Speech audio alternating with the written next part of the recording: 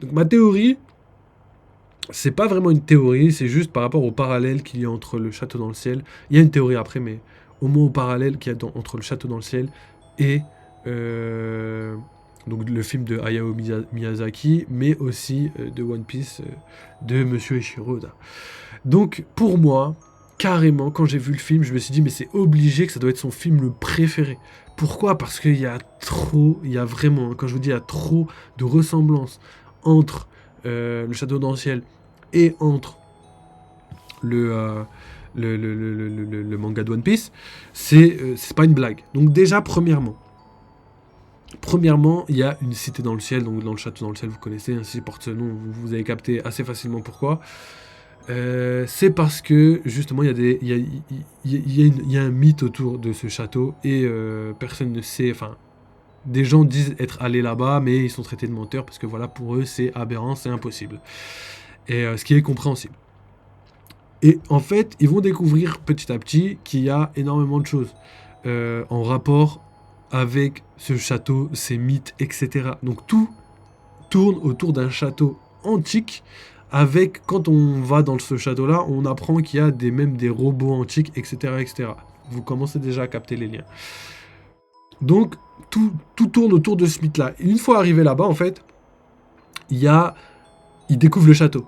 Et en fait, il découvre que dans le château, il y avait des tonnes de robots antiques. Donc, il découvre aussi qu'ils avaient une technologie supérieure à ce qui se faisait à l'époque ou même ce qui se fait encore aujourd'hui. Donc, quand vous comprenez ça, déjà, vous voyez déjà les liens. Ensuite, à l'intérieur, on trouve des cubes. Des cubes avec des inscriptions. Franchement, c'est vraiment la copie conforme d'un poneglyphe. Mais en fait, un poneglyphe, dans l'univers de One Piece, il y a plein de trucs comme des mots, comme des takatana japonais. Et justement, ils sont alignés pour former des phrases. Et ben là-bas, dites-vous que c'est un seul katakana sur tout l'ensemble du cube et c'est exactement la même chose. Vraiment, les ressemblances sont ultra similaires. Donc déjà, ça c'est un lien qui est entre les deux. Quand ils arrivent à Laputa, donc c'est comme ça, pas de vanne les gars, mais c'est comme ça que ça s'appelle le royaume du château dans le ciel. Quand ils arrivent là-bas, ils voient qu'à l'intérieur, il y a énormément de cubes, mais qu'il y a aussi une pierre de vol qui permet c'est ça qui permet de faire voler le château, et qu'il y a énormément de robots antiques. Et la première chose qu'ils voient quand ils arrivent là-bas, c'est que la plupart, même si c'est un château dans le ciel, la plupart de la ville qui constitue l'île flottante, on va dire, elle est submergée dans l'eau. Donc déjà là, vous commencez encore à voir tous les parallèles qu'il y a entre les deux. Et c'est pas fini. Et ensuite, on a un robot antique qui se réveille pour aller sauver la princesse. Je sais plus comment elle s'appelle, mais en tout cas, la descendante, donc c'est la princesse, la descendante de la famille qui gouvernait à l'époque, le royaume de Laputa. Et du coup, là aussi, on voit qu'il y a des similitudes entre le géant d'Egghead, le géant antique, et du coup le robot antique dans le film de Miyazaki. Et du coup, en fait, ils réagissent et ils se réveillent de sa sieste gigantesque à partir du moment où ils sont entrés en contact. Et aussi, quand il va se réveiller, sa seule mission, ce sera de protéger la personne descendante de la grande famille, tu vois. Et là, vous voyez encore les parallèles qu'il y a entre One Piece et, euh, et le film de Miyazaki, Château dans le ciel. Donc ça, c'est une chose. Et en fait, à la fin du film, donc ça, c'est les deux dernières... même avant de passer à ça, j'ai une dernière chose, c'est que en fait, une fois qu'ils réveillent le royaume de la Laputa avec la pierre de vol, etc., etc., ils mettent en place un système de défense qui détruit tout ce qui se passe en dessous. Donc là encore, vous commencez à voir aussi les parallèles. Donc grâce à l'activation du royaume céleste, du château dans le ciel, ils peuvent attaquer via des rayons laser tout ce qui se trouve en dessous grâce à la technologie antique. Donc là, pareil, vous commencez à voir un petit peu les liens qu'il y a entre les deux. Et d'ailleurs, à l'intérieur, il y a une salle fleurie. Parce que voilà, vu que c'est un royaume antique, la nature a repris le dessus sur les vestiges anciens. Et du coup, il y a ce côté salle fleurie avec plein de racines, etc., etc. Donc pareil, vous voyez étroitement le lien qui est entre One Piece et le château dans le ciel. Et du coup, quand on comprend ça, on voit très facilement que Oda, pour moi, s'est inspiré, mais vraiment énormément de ce mythe-là pour décrire énormément de choses dans One Piece. Effectivement, je pense pas que Oda va recopier l'histoire, etc. Non, juste il va prendre des éléments, il va les mettre dans le manga.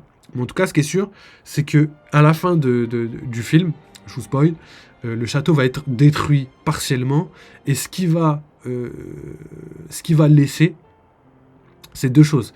Donc en gros, pour vous expliquer, il y a deux parties dans le château, il y a la partie inférieure et la partie supérieure. La partie supérieure, on va dire, c'est les vestiges en pierre, avec la salle fleurie, avec la ville souterraine submergée, etc., etc. Et la partie inférieure, on va dire que c'est la partie technologique, avec tout ce qui est armes, tout ce qui est cubes, tout ce qui est, on va dire, technologique, tu vois, pour être très simple. Et du coup, en fait, toute la partie souterraine va être détruite, et c'est là où il y avait la pierre de vol. Et une fois que la pierre de vol s'envole pour aller dans la partie supérieure, toute la partie souterraine se détruit. Et en fait, ce qui sauve les vestiges, parce qu'en fait, il y avait, pour vous expliquer rapidement, il y avait une phrase qui pouvait dire pour détruire le royaume en mode autodestruction. Comme ça évitait que des gens mal intentionnés prennent le contrôle de l'arme, l'arme antique, j'ai envie de l'appeler comme ça. Et du coup, une fois que tout a été détruit, normalement tout aurait dû se détruire, mais ça n'a pas été détruit. Pourquoi ? Parce que la pierre de vol s'est envolée au-dessus. Et en fait, vu que les années sont passées, il y a 700 ans qui séparent le moment où l'île était habitée, fonctionnelle, etc., et le moment du film. Et bien à ce moment-là, la pierre de vol s'envole. Pendant ces 700 années, il y a des racines et des branches qui ont poussé, qui ont permis à l'intégrité de ne pas se détruire. Donc le royaume a survécu, mais la partie technologie avec l'arme a été détruite. Et là, c'est intéressant. Pourquoi ? Parce que à la fin du film, on voit ce royaume, donc un arbre gigantesque, voler au-dessus avec toute la ville, donc, qui est restée. Donc il y a aussi les robots antiques, certains robots antiques qui étaient encore vivants. Il y avait pas mal de choses, mais ils se dirigent vers l'espace. L'espace, les gars. Donc ça rejoint ma théorie sur Luffy dans l'espace. Et en plus de ça, on voit la Terre vue du ciel. Et quand on regarde la Terre, les gars, n'hésitez pas à aller regarder le film, les gars, parce qu'il y a vraiment tout. Quand on regarde la Terre vue du ciel, la Terre, il y a vraiment Redline. On voit une grosse boule et il y a vraiment Redline. Et le pire, vraiment le pire, c'est que on pourrait limite reconnaître le Reverse Mountain dans le film de Miyazaki. Je trouve ça juste ouf. Donc je sais pas si je vais le retrouver pour vous montrer un petit peu l'image, mais je trouve que les parallèles sont vraiment étroits. Donc c'est de là qu'est née ma théorie entre guillemets. En tout cas, l'inspiration pour moi, elle est très claire, elle vient de ce film-là. En tout cas, pour pas mal de choses, il y a une inspiration qui est venue de ce film-là. Donc je vais vous montrer quelques images, comme ça au moins vous pourrez comprendre un petit peu à quoi je fais référence quand je vous explique tout ça. Donc voilà, ici par exemple on a donc le royaume qui se situe au-dessus et en dessous la partie technologique. Comme ça au moins vous avez compris directement ce que je voulais dire par rapport à ça. Ensuite, on a à la fin du film, 7 images. Voilà, regardez-moi ça, les gars. On a 7 images. J'espère que vous voyez bien. Mais là, on voit clairement le château qui s'envole dans le ciel, qui pourrait s'apparenter à ce que je vous ai dit par rapport à l'arme antique, potentiellement un vaisseau qui était capable d'aller sur la Lune, revenir, faire des allers-retours, tout ce que vous voulez, tu vois, en rapport avec les informations qu'on a eues dans le flashback d'Ener, et aussi les informations qu'on a par rapport à Lulusia. Donc quand on rejoint tout ça, on pourrait supposer que c'est quelque chose qui pourrait être pareil. Et du coup, vous avez donc la partie supérieure qui a survécu, la partie racine qui a permis à la partie supérieure de survivre, et derrière, on a juste une planète avec Redline, go. Là, quand je vois ça, je vois Redline. Je vois juste Redline qui a l'air de faire le tour de la Terre. Donc je trouve ça ultra intéressant, je trouve ça ultra bien fait. Et du coup, on voit d'où Oda a tiré son inspiration. Donc je pense qu'il a tiré son inspiration de ce qu'il a vu par rapport à l'univers que Miyazaki a créé. Je pense que c'est là-dessus que les gens kiffent le plus, hein. Je suis pas sûr, mais en tout cas, que ce soit ça, La Vallée du Vent avec Nausicaa, je pense que ça, c'est des choses où l'univers est vraiment le plus important, hein. Vraiment avec on dirait des planètes différentes, des climats différents, tu vois, tout a son importance dans les films de Miyazaki. Pas tous, mais je pense que c'est pour moi ceux qui ont marché le plus, hein, avec des univers un peu bizarres et tout. En tout cas, c'est mes préférés. Je pense que Oda pourrait avoir la même manière de penser en préférant ce genre de film, étant donné qu'il a basé son manga sur le côté aventure, le côté exploration, le côté univers. Donc ça, c'est mon avis sur la chose. Donc voilà. Après vous avez remonté tous les événements, tout ce que je viens de voir par rapport à tout ça. Si je devais justement vous parler de ma théorie en rapport après avoir vu ce film-là, moi j'ai compris qu'il y avait donc une cité antique qui avait disparu, tu vois. Et dans One Piece, on a une cité antique qui a disparu, qu'on cherche depuis très très longtemps. Cette cité, elle s'est envolée dans le ciel. En plus, ce qui est marrant, c'est que dans le château dans le ciel, c'est une cité engloutie sous l'eau, mais dans le ciel. Donc c'est pas possible que ce soit la même chose dans One Piece, tu vois, histoire de bien mindfuck toutes les personnes qui pensaient que c'était juste une île comme ça. Et avec ça, on a compris qu'il y avait aussi un robot antique qui vient de ce royaume. Et que ce royaume, potentiellement, vu qu'il a disparu, le robot antique ne peut plus y retourner et qu'il est là pour protéger Joiba. En tout cas, ça, c'est ce que j'en ai tiré comme conclusion et ce qui me paraît quand même le plus logique. Ensuite, à l'intérieur de ce royaume-là, on a un arbre gigantesque. Qui dit arbre, dit potentiellement soit l'arbre d'Adam, l'arbre de la connaissance, l'arbre d'Ève, ou même un autre arbre qui serait... l'arbre de l'Antiquité, j'en sais rien, tu vois, mais tout ça pour vous dire que il y a encore un arbre au cœur du château, au cœur de cette histoire, qui pourrait avoir un intérêt au manga. Et du coup, c'est un arbre qui était à moitié submergé, mais aussi qui a fini dans l'espace, tu vois. Donc quand on prend ça, on peut faire la comparaison avec l'arbre d'Ève qui potentiellement tire ses racines à l'île des hommes poissons et la cime de ces arbres au-dessus de Redline. Donc pour moi, c'est des choses qui, je pense, a un lien très étroit et très fort. Pourquoi ? Parce qu'en plus, ce serait un arbre qui serait emprisonné dans de la pierre, exactement comme le château dans le ciel. Donc ça, je trouve que c'est important. Surtout que, je ne l'ai pas dit, mais tout le film, pendant tout le film, il y a des pirates qui, leur but est de récupérer des trésors et tout. Donc ils sont venus au royaume de la Puta, ils cherchaient le royaume justement pour pouvoir récupérer des trésors, ce qu'ils vont faire. Ce qui pourrait aussi avoir un lien avec le One Piece, les trésors antiques. Il pourrait y avoir effectivement de l'or, mais potentiellement que le One Piece, c'est pas la partie des choses que les gens veulent potentiellement le plus. Et ça me fait penser à Roadstar. Vous avez déjà expliqué cette théorie, d'ailleurs, elle sort très bientôt. Roadstar, c'est ça peut être lu comme Lodestar ou Roadstar. Donc, soit la route des étoiles, soit l'attente des étoiles. Donc ça peut être un lien entre les deux.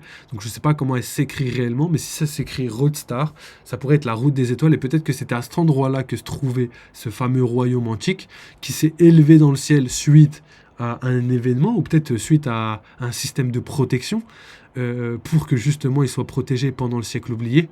Peut-être que c'était là que les poneglyphes ont été... en tout cas, le Rio Poneglyph a été créé pour ensuite être caché en orbite autour de la Terre pour être tranquille sans que personne puisse le trouver. Je pense que c'est possible si on regarde l'inspiration qu'Oda a eue par rapport à le flashback d'Ener, tu vois. Si le flashback d'Ener se déroule sur la Lune et qu'en plus de ça, il y a des habitations, il y a des choses qui se passent sur la Lune, potentiellement que le One Piece pourrait être... la Lune pourrait être leur ancienne maison et du coup l'île en orbite autour de la Terre pourrait être la dernière île. Et pour moi, ce serait tellement mieux d'avoir une île en orbite autour de la Terre, ou pas forcément en orbite, hein, mais juste comme la Lune. La Lune, elle tourne autour de la Terre, toujours à la même face autour de la Terre à une vitesse constante. Et ben là, ça pourrait être une île qui reste tout le temps au-dessus de Redline, tu vois. Enfin, pas forcément de Redline, mais au-dessus de... Bah, aux alentours de Redline, mais aussi aux alentours de là où devrait se situer Raftel. Et du coup, elle tourne tout le temps au même point, mais en orbite, tu vois. C'est en orbite, mais pas vraiment en orbite... c'est une orbite stable, on va dire. Je sais pas si je peux le dire comme ça, mais en gros, une orbite fixe. Et du coup, bah, elle se trouverait tout le temps au même endroit, mais serait quand même en lévitation autour de la Terre.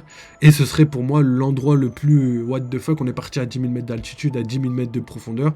Il faut qu'on aille soit dans la Terre creuse carrément pour aller vraiment repousser le côté aventure, soit aller directement dans l'espace. Et pour moi, je choisis l'espace. Pourquoi? Parce que il y a trop de similitudes avec l'espace. On a vu que l'espace n'était pas inaccessible.